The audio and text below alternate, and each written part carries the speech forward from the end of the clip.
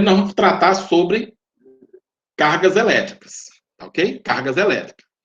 Então, o átomo, ele é formado por esses elementos que nós chamamos, aqui é um modelo básico para compreender essa parte que nós vamos estudar, gente. O átomo, ele ainda é um pouco mais complexo, tem partículas subatômicas. Essas aqui são as partículas que a gente trata dentro da eletrostática. A gente não vai levar ao caso as partes mais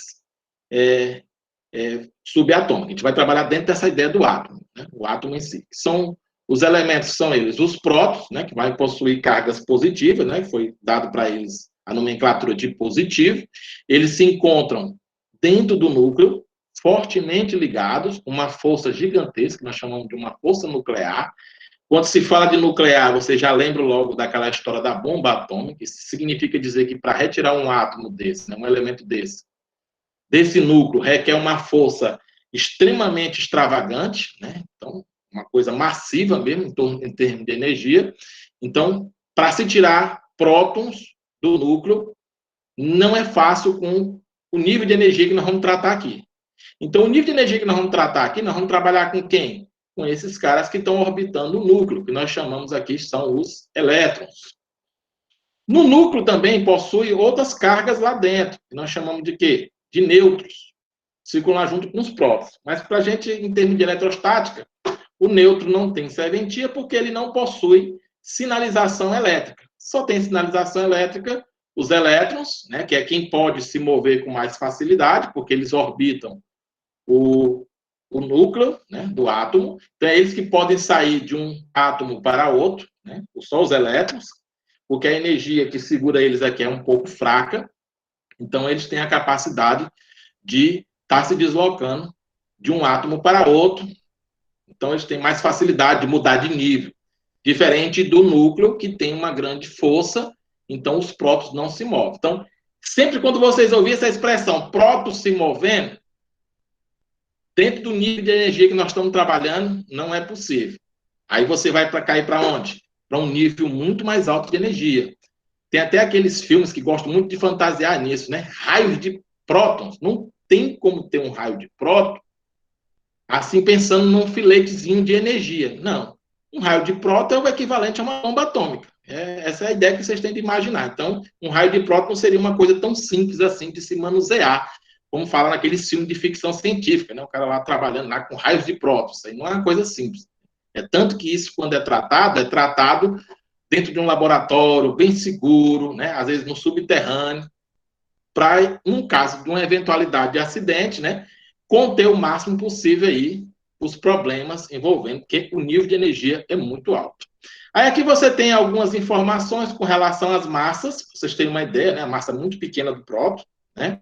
Massa do nêutron, né? Na mesma ordem, de 10 a 27, e a massa do elétron, que ainda é menor ainda, ó, 10 a menos 31. Por isso que ele tem mais facilidade ainda de fazer esses movimentos. Carga positiva, carga negativa para o elétron, e o nêutron que não tem carga, tá ok? Essa é a ideia. Aí aqui tem uma observação, né? A massa do próton é cerca de 1.836 vezes maior do que a do elétron.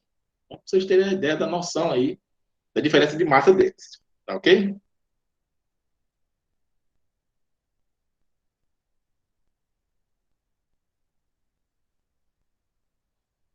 Aqui a letra não ficou muito boa, mas aqui é só contando a história.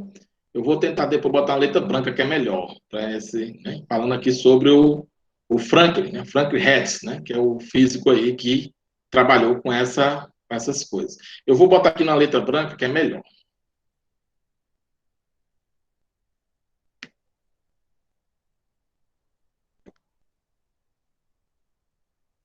Igual aquele doutor, né, que criou o Frankenstein, né? Ali é outra coisa. Não, tipo assim, aquele filme lá é engraçado, ó. Exatamente. Ali é ficção, né? Ficção, né? Matheus, tá gravando, cala a boca. Ficção. Então, ficção, como o próprio nome já diz, é ficção, né? Então, a gente não pode levar muita sobre isso, né? Então, Amin Franklin, né? 1706 a 1790, ele falou, né? descrição dele, né, que um corpo em seu estado normal, né, corpo neutro, a tendência natural, todos os corpos, né, por exemplo, essa mesa que vocês estão pegando aí, a cadeira que vocês estão sentados, né, esses corpos são naturalmente neutros. Isso quer dizer o quê? Que o número de prótons é igual ao número de elétrons. Essa é a característica da eletrostática. Então, naturalmente, os corpos são neutros. Eu posso diferenciar esse número de prótons e elétrons, ou eu colocando elétrons, ou eu retirando elétrons do corpo. Lembrando aquilo que eu falei para vocês. Só quem pode se mover são os elétrons. Se o corpo recebe elétron, ele fica eletricamente eletrizado com carga negativa. Se o corpo perde elétron, ou seja, é tirado dele os elétrons, esse corpo fica eletricamente positivo. Por quê? Se naturalmente eu tenho a mesma quantidade, então se um corpo perder elétron, ele fica com excesso de prótons. Se o corpo ganha elétron, ele fica com excesso de elétrons.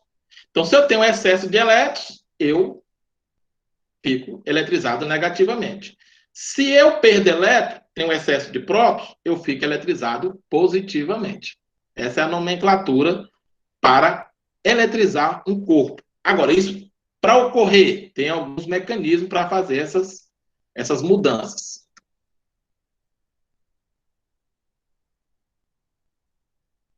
Também ficou preto. Meu Deus do céu, eu pensei que tinha colocado tudo isso branco.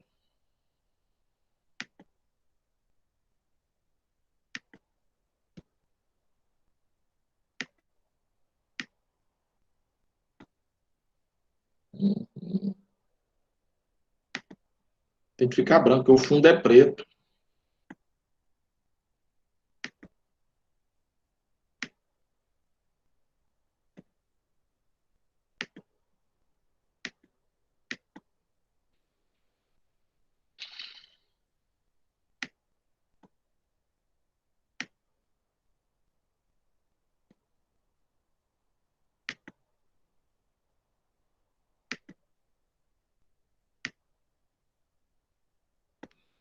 Ó, voltando aqui.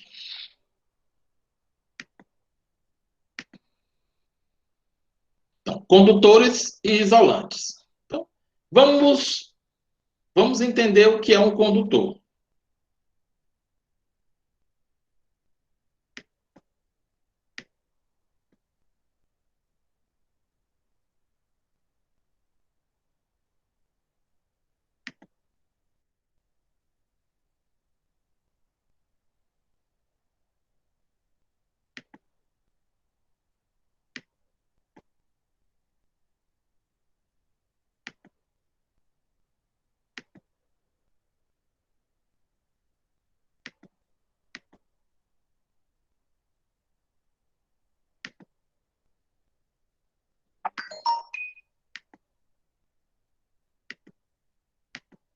Assumiu as cores.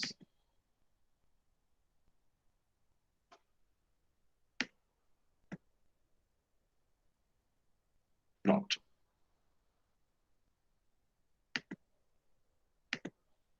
Os condutores isolantes. Vou simplificar para vocês o que está colocado aqui. Condutores são materiais que facilitam a condução de elétrons no seu interior. Exemplo: ferro, aço, cobre. Alguém poderia me dizer qual seria o melhor condutor para uma rede elétrica? Aí muitos vão dizer, é o cobre, porque o cobre é o que é usado, né, nas redes elétricas. Se eu contar para vocês que o melhor condutor seria o ouro é um dos melhores condutores da natureza. Mas o problema é o custo, né? Já imaginou uma fiação toda de ouro? Né? Se o pessoal já rouba uma fiação de cobre, né, que tem um certo valor, imagine se fosse uma fiação de ouro, né? Mas nos automóveis, as placas de circuitos eletrônicos dos automóveis são folheadas a ouro, para exatamente evitar oxidação, né, o isolamento, e, ao mesmo tempo, conduzir melhor para evitar os aquecimentos, que a gente vai falar disso mais na frente, dos dispositivos eletrônicos dentro de um veículo. Essa é uma das funções. Diferentemente dos isolantes, ou dielétrico, como também é chamado. Esse já faz o contrário. Ele dificulta o movimento dos elétrons. Nesse caso, quando a gente fala dificultam, aí tem gente que acha que isolante é 100%. Não, ele dificulta realmente. Não existe um isolamento 100% eficaz. Sempre passa alguma coisa. Agora, o que acontece? Eu uso um dos melhores condutores, né, um dos melhores isolantes para determinado tipo de situação. Exemplo, uma rede de alta tensão. A gente usa o quê? A porcelana ou o vidro, porque eles são ótimos isolantes ou dielétricos, né? São ótimos para esse serviço. Essa é a ideia do uso desses condutores. Se vocês observarem, já viram nessas redes de alta tensão, tem lá umas peças de vidro, né, um vidro azul, ou às vezes uma branca ou preta, né, que são de porcelana. Todas as duas têm a mesma característica. Qual é ela? É exatamente isolar a rede, né, para fazer com que a rede não tenha contato, principalmente naqueles postes de ferro. Porque se não fosse isso, poderia ocorrer exatamente aí uma descarga elétrica naqueles postes de ferro e matar uma pessoa que vinha passando ali e, porventura, tocasse no poste. Então, para evitar, eles usam, e ali a tensão é altíssima. Aí diz, professor, eu pensei que a borracha e o plástico eram o melhor isolante. Dependendo da carga trabalhada, é um ótimo isolante. Do mesmo jeito que não tem um condutor 100% eficiente, também não existe um isolante 100% eficiente. Dependendo da carga trabalhada, o ideal é que materiais isolantes protejam o máximo possível. E materiais condutores facilitam a corrente o máximo possível. Essa é a ideia dos condutores e isolantes.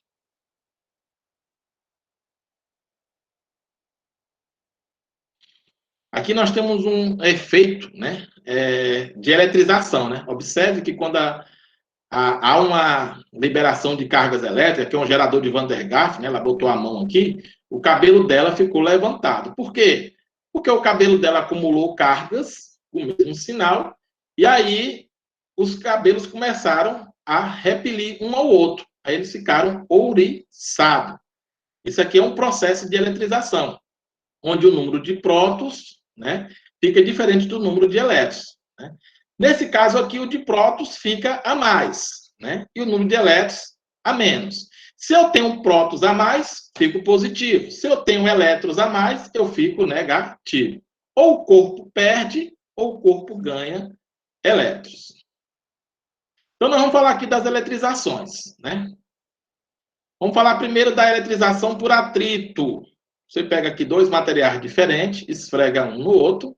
Ao atritar esses materiais diferentes, você vai transferir elétrons de um corpo para o outro. Ou seja, um fica positivo e o outro fica negativo, na mesma quantidade de cargas. Aqui eu tenho o que a gente chama de série triboelétrica, ou seja, uma comparação de materiais que eu faço o atrito, esfregar assim um no outro. Né? Por exemplo, uma pessoa quando penteia o cabelo, não sei se vocês já observaram, quando ela penteia o cabelo, ela fica com o cabelo assim meio levantado, principalmente quando o cabelo é seco, crespo, né?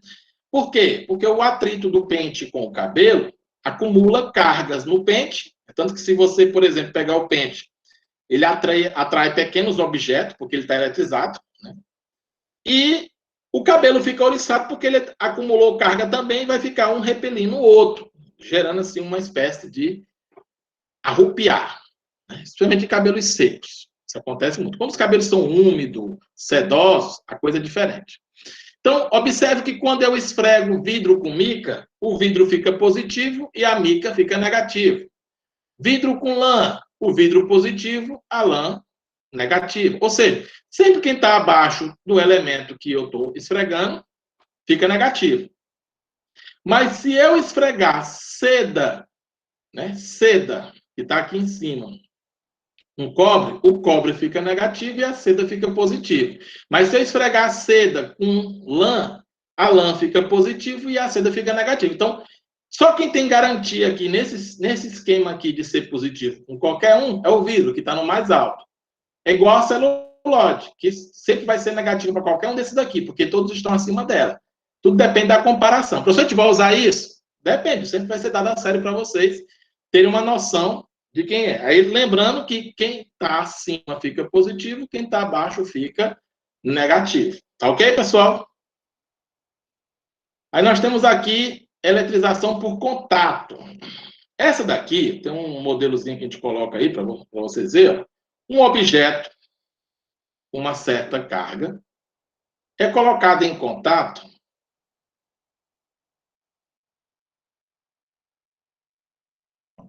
colocado em contato, aí eles vão compartilhar cargas, né? Eles vão compartilhar carga. Então, nesse contato aí ocorre, por meio de contato, uma troca, né? E aí esse corpo que antes era neutro vai pegar parte da carga do outro, né? Sempre aquilo que eu falei para vocês, é os elétrons que vão de um lugar para outro. Se eu boto em contato um corpo negativo, os elétrons que estavam lá vai uma parte para o outro. Somente quando os corpos são iguais, eles vão dividir meio a meio. Então, 2 elétrons desse aqui vai para lá. Se eu boto em contato com um corpo positivo, os elétrons saem do corpo neutro e vai para o corpo positivo, neutraliza dele, e aí você vai ter os 2 corpos positivos. O que perdeu elétrons ficou agora sobrando, ó, nesse caso aí, ó, os elétrons estão indo, né? Estão indo para o corpo que antes estava com 4 positivo, né? Aí ele está recebendo 2 elétrons. Aí vai zerar 2 e vai sobrar 2 prótons no corpo que antes era neutro. Observe aí a ilustração, gente. Acompanha aí. Ó. Os elétrons estão indo. Ele era 4 positivo antes. Vamos ver aí. Deixa eu terminar aí a simulação. Pronto, aí. Ficou 2 agora no um, ficou 2 no outro. O que perdeu 2 elétrons, ficou com 2 prótons. O que tinha antes 4 prótons, ganhou 2 elétrons, perdeu 2 prótons que estavam em excesso. Aí agora ficou 2, cada um com 2. Porque os corpos têm as mesmas dimensões, eles vão ficar com o mesmo sinal e a mesma quantidade de carga dividido igualmente. Essa é a característica do contato. Aí a gente vai usar muito essa ilustraçãozinha aqui, ó. Né? Quando você faz o contato, então eles vão somar as cargas que eles tinham antes, né? Que pode ser que os 2 tenham eletrizado, aí vão dividir igualmente, meio a meio, tá bom?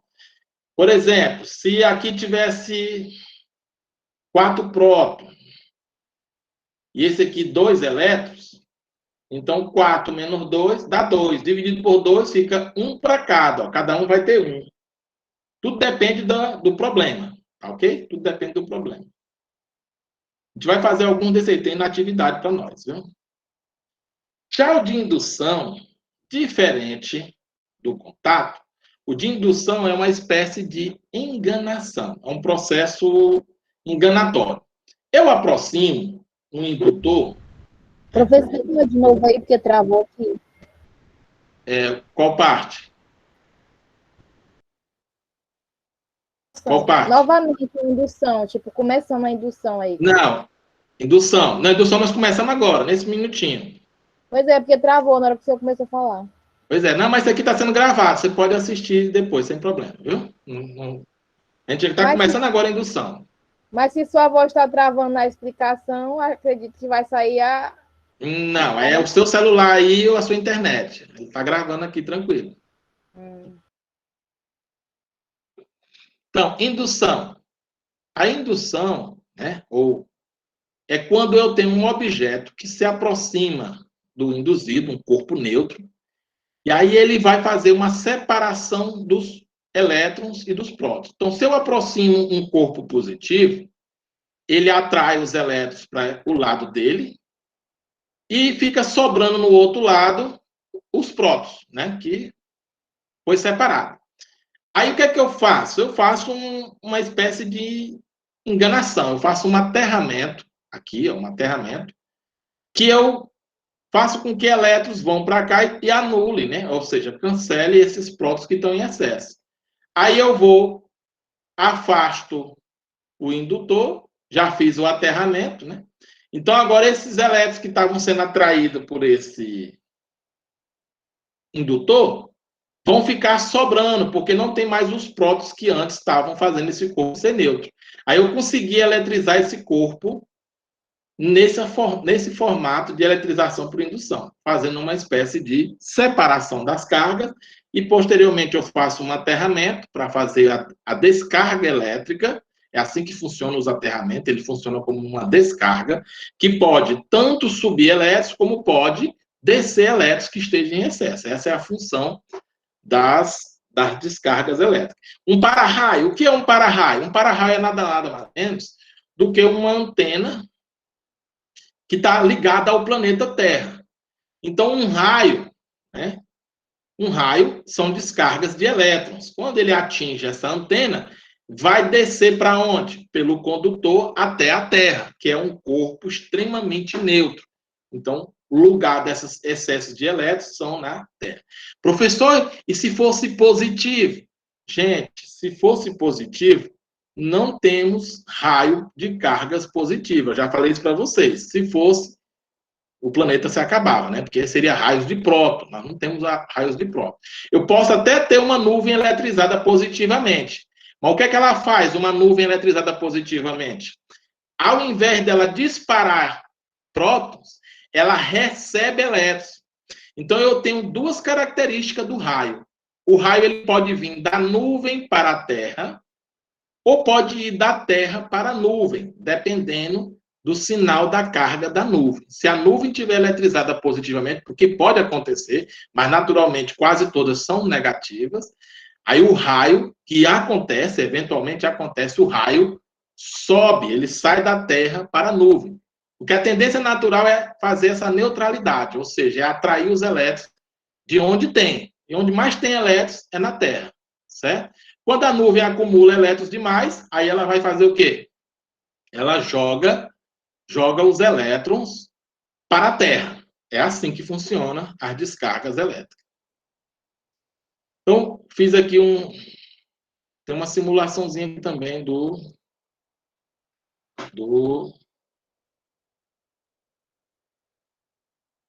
era para aparecer, mas esse simulador está lento. Deixa para lá.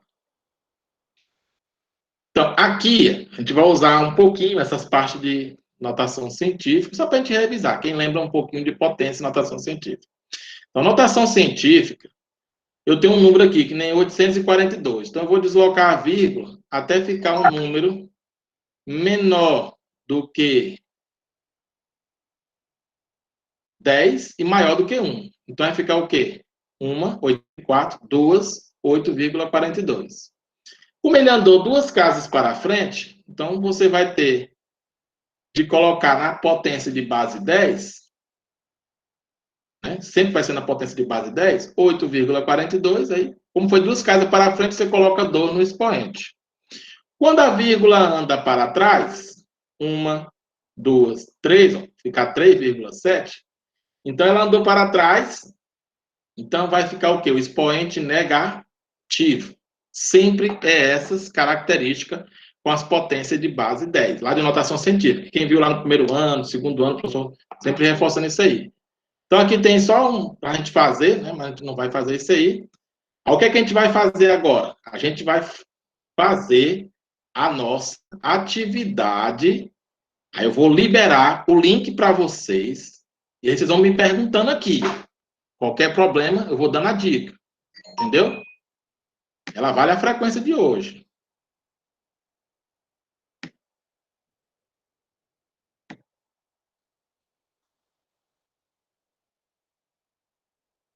Pra mandar já já, né, professor? Já vou liberar lá no Google Class e vou botar lá no Zap. Tá. Vou botar logo aqui. Terminar aí, só liberar nós, né? Vou liberar aqui na sala do Google, porque tem que liberar aqui primeiro. Eita, tá gravando, deixa eu tirar aqui a gravação. Pronto, interromper aqui a gravação.